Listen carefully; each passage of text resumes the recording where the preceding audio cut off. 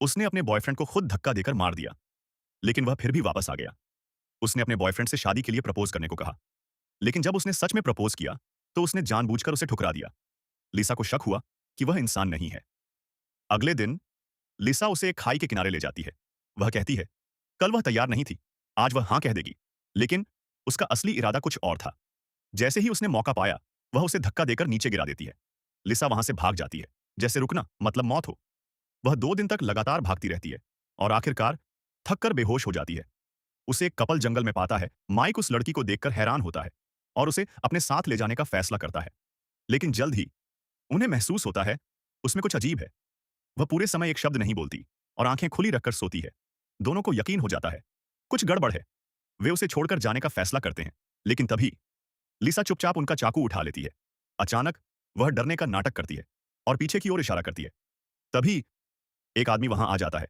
वह वही था जिसे लिसा ने खाई से धक्का दिया था। लिसा डरने का नाटक करती है। माइक उसे बचाने के लिए आगे आता है और उस आदमी को चेतावनी देता है। लेकिन उसे अंदाजा नहीं था वह किससे सामना कर रहा है। अगले ही पल माइक हमला करता है, लेकिन उसका हाथ जमीन पर गिर जाता है। उस आदमी की उंगलियां तेज ब्लेड में बदल चुकी थीं। एक ही वार में माइक मर जाता है। उसकी पत्नी भागने की कोशिश करती है, लेकिन वह भी मारी जाती है। अब सिर्फ लिसा जिंदा बचती है। तभी वह आदमी सच बताता है। वह एक एलियन था जो पृथ्वी पर मिशन पर आया था। उसने लिसा के बॉयफ्रेंड का शरीर पूरी तरह कॉपी कर लिया था, उसके दिमाग और यादें भी। वह लिसा को मारने के लिए आगे बढ़ता है, लेकिन उसकी आंखों में देखते ही रुक जाता है। वह कई बार वार करने की कोशिश करता है, लेकिन हर बार रुक जाता है। उसे समझ आता है उसके अंदर कुछ बदल रहा है। शायद मानव भावनाएं उसे रोक रही थीं। वह सोचता है, क्या वह उससे प्यार करने लगा है? आखिरकार वह उसे छोड़ देता है और उसे अपने साथ ले जाने का फैसला करता है। वह हाथ हिलाता है और एक एलियन जहाज प्रकट हो जाता है। लिसा डर के बावजूद मानने का नाटक करती है और मौका मिलते ही उसका चाकू छीन लेती है। वह उसे मारने की कोशिश करती है, लेकिन यह काफी नहीं था। वह समुद्र की ओर भागती है। एलियन उसके पीछे दौड़ता है। पानी में खून फैल जाता है। असल में लिसा ने पहले ही शार्क देख ली थी। उसने जानबूझकर उसे घायल किया था।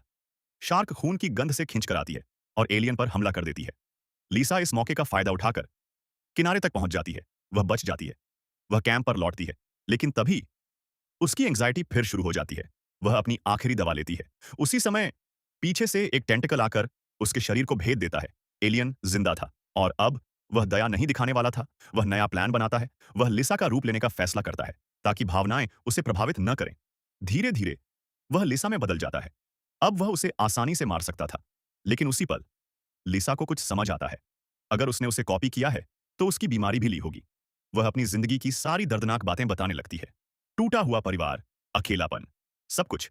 उसकी बातें सुनकर एलियन को एंग्जाइटी अटैक आ जाता है। वह जमीन पर गिर जाता है। लिसा मौका नहीं गंवाती। वह पत्थर उठाकर बार बार उसके सिर पर मारती है।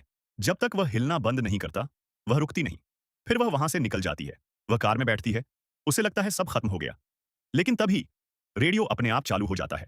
एक आवाज गूंजती है और फिर आसमान में एलियन जहाजों का विशाल बेड़ा दिखाई देता है। अब असली खतरा शुरू हो चुका था।